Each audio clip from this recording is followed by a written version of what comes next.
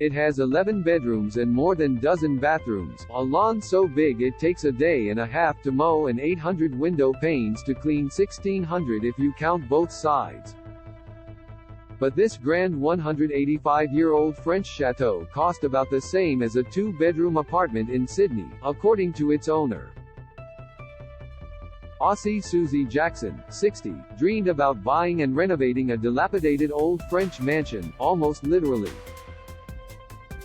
Read more. Australia's property prices in 2023. While Jackson and her husband had been looking to buy an apartment in Paris about 10 years ago, nothing had been quite right. Until she went to bed one night and had a brainwave. "I literally had one of those 2 o'clock in the morning, I don't know, what do you call it?"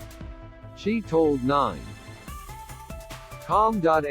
"I thought, why don't we buy a chateau that's not too far from Paris, so I woke up my husband and said I've had this idea, and he said great idea and probably just wanted to go back to sleep. But the idea of buying a chateau was hatched, and the hunt began."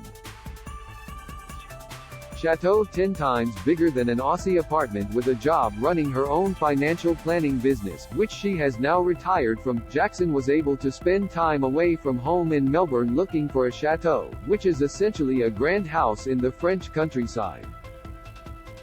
Originally owned by noble families and passed down generations, many have been abandoned for years and are up for grabs for anybody who wants to buy them.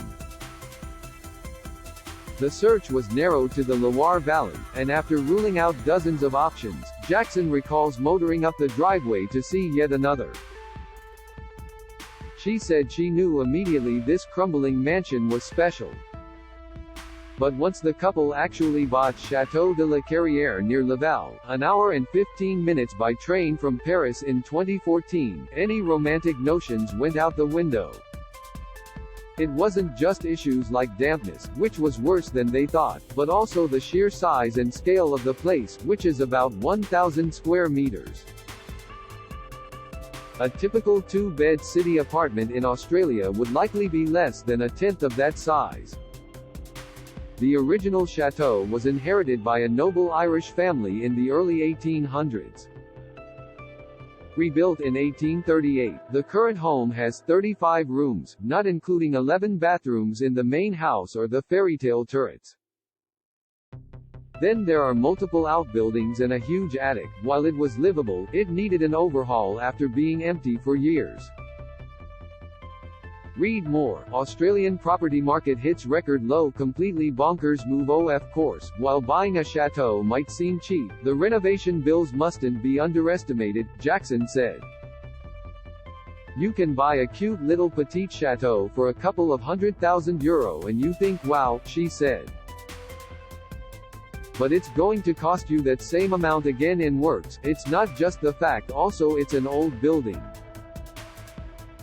It's also the fact that it's big. When you go buy paint, for example, you're not just going and buying a couple of tins, you're buying a pallet.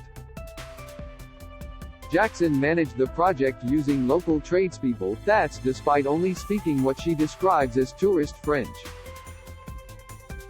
I said to myself, I am not gonna let it stress me the fact that I don't speak French, which is a completely bonkers thing to say, she said.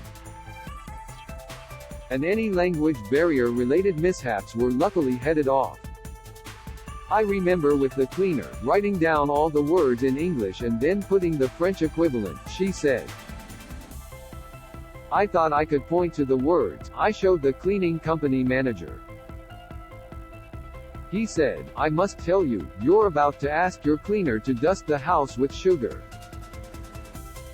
Read more. What it's like for Aussies living the American dream after lottery win. Shed in fact used the words which explained not that she wanted the cleaner to dust the house, but to explain she wanted her to dust it with sugar, like you would a cake. But Jackson said plying the tradies with food, she has a background in restaurants and loves to cook, helped ease the pressure. Along with the Aussie charm, the French love Aussies, she said. You get asked questions like, how many times a week do the kangaroos deliver the mail? And are there crocodiles wandering up the street? She said. After 8 years, the revamp, including a redesign of the vast 2-acre garden by Aussie designer Paul Bangay, is finished. Sign up here to receive our daily newsletters and breaking news alerts, sent straight to your inbox. Aussies can sample chateau life. While Jackson opened the chateau to guests pre-COVID, she's planning to start taking bookings again for people to stay this year. A night starts at $425, including breakfast. Jackson is even toying with the idea of starting a chateau school for others who scroll the internet dreaming of snapping up a French country pile. She'll ensure they have no delusions about the running costs, especially in the winter. It's costing €2,500, $3,900 a month to run our heating, and we've got it on the lowest setting possible, she said. Read more, how to live on the beach for free. But she admits chateau life, which now comes with a cocker spaniel, 5 cats and chickens, is largely the fantasy she imagined. It's got a beautiful energy and you feel a bit like you just come into a bubble, she said.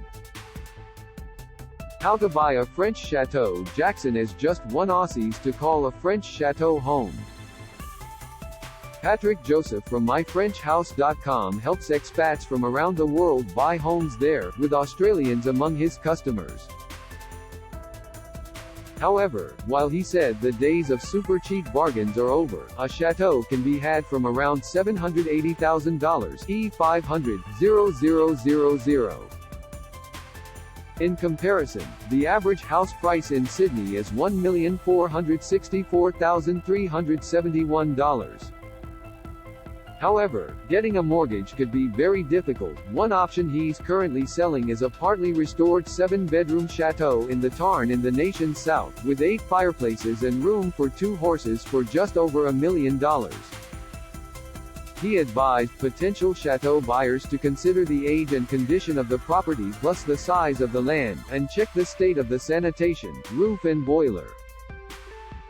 Generally speaking, the cheaper the chateau, the more expensive the renovation costs and the longer it will take to start generating income, he said.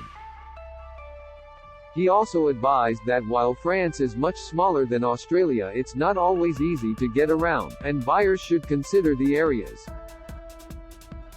Australians also need to consider visa options. Visits of 90 days are allowed without a visa, but starting a business or staying longer requires a visa. Do you have a story? Contact journalist Sarah Swain on sswain@9com.au.